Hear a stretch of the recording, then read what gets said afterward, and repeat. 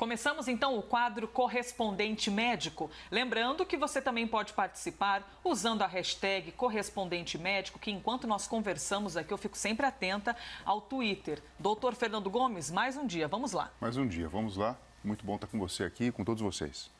Começamos trazendo o primeiro tema de hoje, que é a corrida pela imunização da Covid-19, doença que já matou mais de 1 milhão de pessoas em todo o planeta. A notícia do momento é a morte de um voluntário brasileiro que participava dos testes de Oxford. A CNN apurou que o voluntário de 28 anos morava no Rio de Janeiro. A Anvisa informou que foi comunicada sobre a morte desse voluntário no dia 19 de outubro, nesta semana. A causa da morte teria sido complicação provocada pela Covid-19. Doutor, o que pode ter, afinal, ocorrido? Bom, Elisa, sempre que existe uma complicação como essa, não vamos falar complicação, mas evolução como essa, um óbito, né? Isso chama atenção, principalmente porque, independente de qualquer coisa, a pessoa fazia parte de um grupo de pesquisa muito relevante no momento, né? Qualquer pessoa que tenha coronavírus, ela está sujeita a ter uma evolução, não para um quadro leve, mas moderado grave, e até mesmo evoluir para o óbito, porque a gente sabe que existe uma taxa de mortalidade envolvida com o procedimento. Não sabemos ainda ao certo se ele participava do grupo como placebo, ou seja, se ele recebeu algo que não era o imunizante propriamente dito, que faz parte da pesquisa, ou se era o imunizante. Então, assim, se houve uma correlação com o recebimento da vacina, isso é um alerta e faz parte do processo de pesquisa, verificar se existe relação ou não do recebimento da droga com a manifestação clínica do óbito. De qualquer forma, ele teve coronavírus, então isso poderia, sim, simplesmente representar a evolução da doença. Se ele fazia parte do grupo de placebo, isso faz a gente pensar em duas coisas. Primeiro, que ele teve uma evolução ruim em relação à própria infecção, e que talvez, se muitas pessoas evoluírem para óbito no grupo placebo, a vacina, na verdade, o grupo vacina, ele ganha força, mostrando que existe uma necessidade e talvez o imunizante esteja, de fato, funcionando. Na realidade dos fatos, agora, como a gente está vendo tudo com lente de aumento e observando passo a passo, como se fosse um jogo de futebol que você vê cada lance, é lógico que isso provoca um alerta, não é motivo de pânico, mas é um motivo de atenção real na construção do conhecimento científico. As informações que nós temos, então, é que, independentemente da vacina e dele fazer parte do grupo de testes, ele morreu pela Covid-19. Então, é um médico que foi acometido pela doença. Sim, isso faz muito mais sentido, porque se a vacina fosse um veneno, que a gente sabe que já foi testado, já né, existem indícios publicados e falados sobre isso em relação à sua segurança e complicações inerentes, era de se esperar que outras pessoas tivessem complicações e ninguém morre de repente de alguma coisa que está sendo desenvolvida para fazer o bem, para trazer um benefício para a saúde. Quero trazer uma informação importante aqui para a nossa conversa, de uma entrevista aqui para a CNN. O ex-presidente da Anvisa, Gonçalo Vecina Neto, disse que a morte do voluntário provavelmente não teria relação com os testes da vacina de Oxford. Se não houve suspensão dos testes, ela foi analisada e provavelmente ela não teve a ver com a vacina em si. Eu não sei do que a pessoa morreu. Em tese, ela poderia ter morrido porque atravessou a rua e foi atropelada.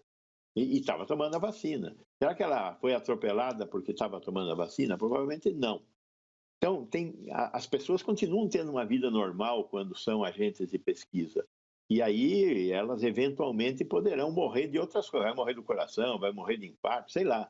Então, a empresa deve ter feito a análise disso, apresentou os dados à Anvisa. Olha, esse paciente morreu. Provavelmente a causa mortis é esta. Veja aqui o que nós coletamos de dados. Isso é analisado e se toma a decisão. Então, eu não tenho a menor dúvida de que ninguém iria esconder nada. Por quê? Porque tudo se sabe, porque nesses processos a transparência é fundamental. A transparência é fundamental para tirar qualquer insegurança, qualquer dúvida de qualquer pessoa. Doutor, nós estamos falando de um voluntário com 28 anos. Uma pessoa jovem que não faz parte do grupo de risco da Covid-19. Que tipo de alerta isso deve ficar na nossa cabeça? Isso mostra pra gente que a doença pode ter uma evolução diferente e não é só quem está no grupo de risco que pode ter uma evolução ruim, a gente entendendo que foi mais ou menos a causa-morte relacionada com a manifestação clínica do vírus. Isso pode ter uma relação com a própria genética do indivíduo e a manifestação do seu sistema imunológico funcionando.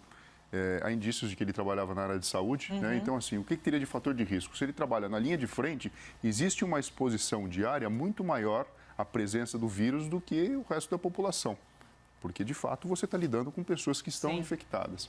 Então, um olhar crítico faria a gente pensar essas duas coisas. Primeiro, uma chance maior de contato com o vírus de uma forma contínua, pelo ofício que o colega desempenhava, e a questão que a gente não tem domínio ainda e controle ou entendimento completo da manifestação do sistema imunológico individual relacionado com a genética da própria pessoa. E assim que nós tivermos mais informações a respeito da morte deste candidato, né, esse paciente que fazia parte do grupo de testagem da Covid-19, aqui na CNN nós traremos para você.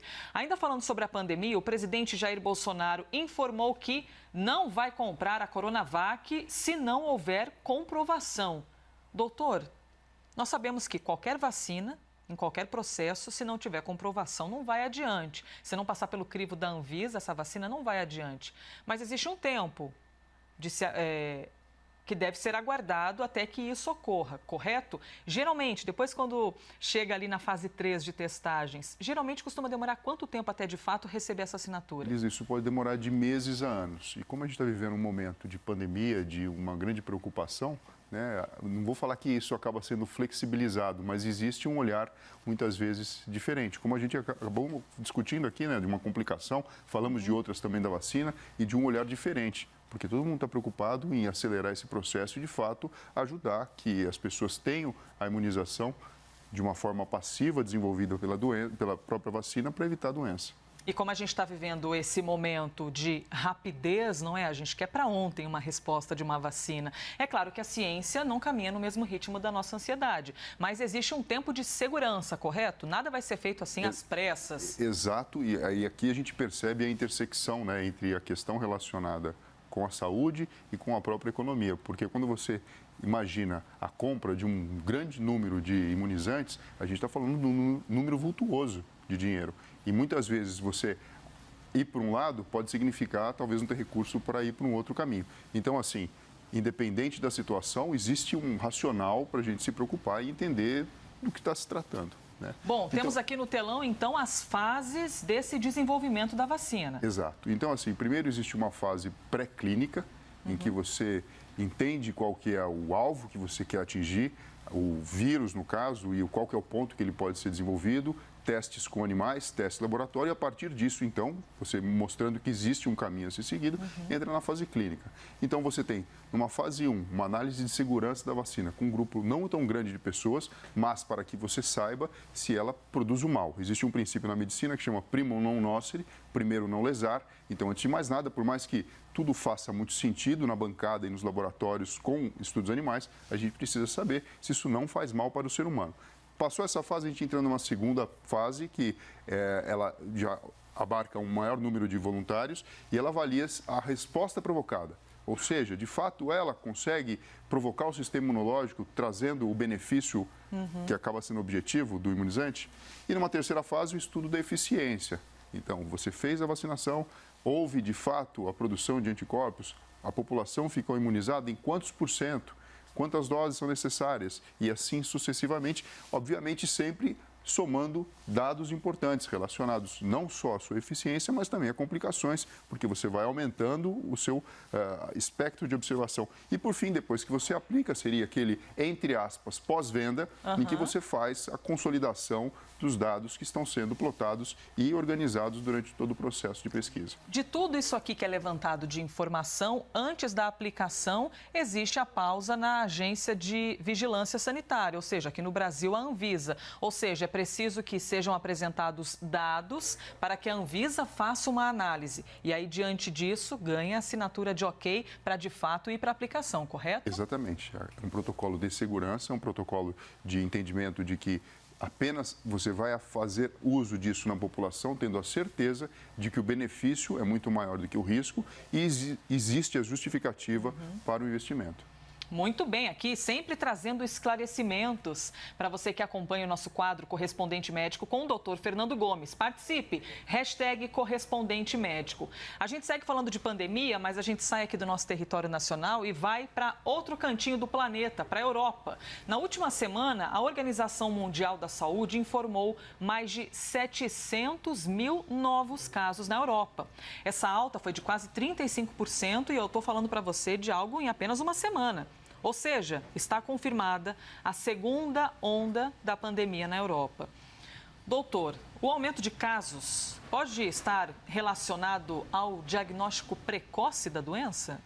Conforme o tempo passa, a gente já entendeu mais ou menos como é que o vírus funciona, né? Então, essa leva de casos que estão sendo diagnosticados agora, eles estão sendo testados e está recebendo, na verdade, o diagnóstico de uma forma muito mais precoce. Isso impactaria no número e faz todo sentido, porque aumentou o número de casos e não na mesma proporção aumentou o número de óbitos e complicações, porque certo. nós não temos, até agora, um tratamento final, né? Existem protocolos de tratamento que fosse tão eficiente assim a ponto de repente, mudar tudo por aí.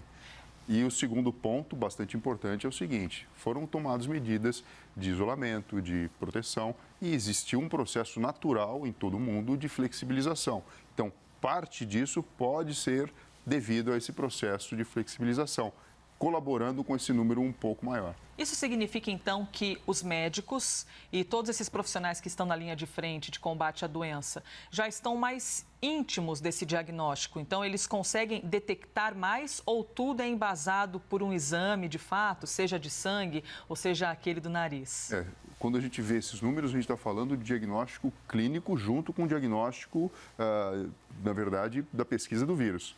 Então, isso reflete uma eficiência maior do sistema de entender, olha, isso deve ser coronavírus, a gente faz diagnóstico clínico, comprova com o exame laboratorial e esse número vai para essa tábua de dados. E a gente pode dizer que agora a medicina está mais bem preparada para tratar a doença, porque já passaram-se mais meses da chegada da doença e até com aquele conhecimento empírico do dia a dia, não é? A observação dos pacientes, todos esses profissionais já estão com um repertório maior para poder lidar com ela, correto? Sim, existe uma coisa dentro do processo diagnóstico chamado diagnóstico diferencial. Então, quando o paciente se apresenta para o médico, existe, imagina uma situação de pandemia com alerta geral, uma tendência de tudo parecer coronavírus.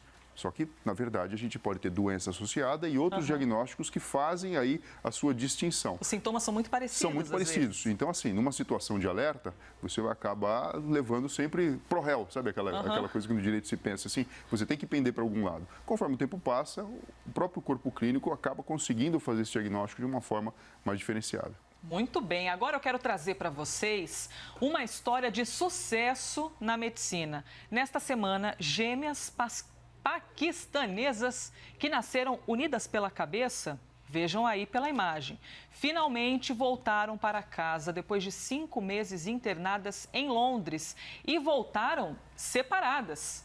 Elas têm 3 anos e meio, essa cirurgia demandou 100 profissionais de saúde. Doutor, só de olhar a imagem a gente já imagina o tamanho da complexidade para você conseguir separar 2 seres humanos que nasceram ali colados, né, grudados pela cabeça.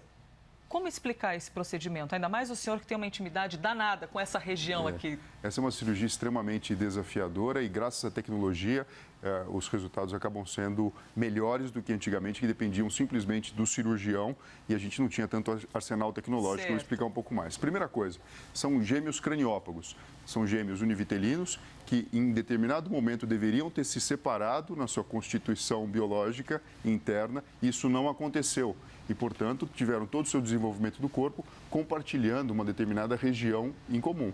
E não só a questão do próprio cérebro, mas os próprios envoltórios, como o dura mater, meninges, veias e até mesmo alguns vasos, que traduzem uma necessidade de um trabalho multidisciplinar, e aqui eu falo não só da neurocirurgia, mas também da cirurgia plástica, da anestesia, do corpo de enfermagem, enfim, dos terapeutas que estão envolvidos, porque você imagina, esse processo de divisão, hoje em dia ele é feito em cirurgias, em etapas, no qual você faz um planejamento, você consegue fazer a impressão 3D antes de fato realizar o procedimento, já prevendo o passo a passo do que o cirurgião deve ou não deve separar. Porque depois que você pode imaginar, você faz uma separação dessa, vem aquela pergunta, né? Como que eu vou fazer o fechamento disso tudo? Por isso que o trabalho integrado entre tantas pessoas é tão importante. Lembrando que a incidência disso é baixa, isso é raro, é quase 1 para cada 2 a 3 milhões de nascimentos, mas acaba sendo realmente conhecido porque já se falou sobre isso em outras situações. A gente mesmo no Brasil já teve experiência relacionada com esse tipo de procedimento, mas porque se fala muito e chama muita atenção. E aqui a gente mostra na medicina a importância do trabalho integrado e o trabalho de muitas pessoas para que a gente consiga proporcionar saúde para a população. E eu confesso que eu tenho aqui a vontade de lhe fazer inúmeras perguntas, porque é algo extraordinário de ver a capacidade da ciência, da evolução da ciência, de conseguir, por meio das mãos de tantos profissionais, separar 2 seres humanos que nasceram colados pela cabeça. Eu te pergunto, doutor, qual que é a chance de 100% de sucesso numa cirurgia dessa? Porque tem um risco altíssimo, correto? Elisa, isso depende muito, porque assim, precisa se entender quais estruturas estão compartilhadas, quais são as estruturas vasculares que acabam podendo ser comprometidas com o processo de separação. Aí vem outras perguntas. O corpo físico, ele é totalmente bem formado das 2 crianças? Nossa. Porque dependendo de todas essas variáveis, a cirurgia ela pode ter uma evolução favorável, restando, na verdade, a vida para uma e, às vezes, o comprometimento da vida para outra, mas um procedimento bem sucedido como esse, ele mostra que sim, é possível, que a tecnologia associada à medicina, ela faz toda a diferença e a união dos profissionais é que acaba emplacando um sucesso como esse. É extraordinário. A gente pode dizer, então, que essas 2 meninas vão ter de passar a vida inteira tendo acompanhamento, ou seja, o efeito colateral de uma cirurgia tão delicada e minuciosa como essa, ele é muito longo? Então, pode ser que não, dependendo da própria característica de como era a adesão entre os 2 crânios e do próprio sucesso da cirurgia, talvez tenha um acompanhamento até o desenvolvimento da infância e se não teve nenhuma lesão cerebral ou nenhuma lesão relacionada com o processo de separação, podem ser pessoas absolutamente normais.